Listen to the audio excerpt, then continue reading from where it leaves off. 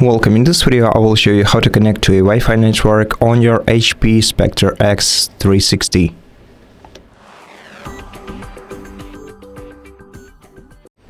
To do that, we have to open the control center by clicking one of these three icons on the taskbar. Then make sure that the Wi-Fi is enabled. Click the arrow icon next to Wi-Fi. Select the Wi-Fi network that you want to connect to.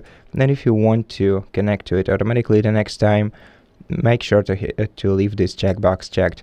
Then click connect, enter the password to your network and press enter. And then wait until you are successfully connected to your network. And that's it. Thank you for watching this video. If it helped you, please consider subscribing to our channel, leave us a like and a comment below, and I'll see you in the next one.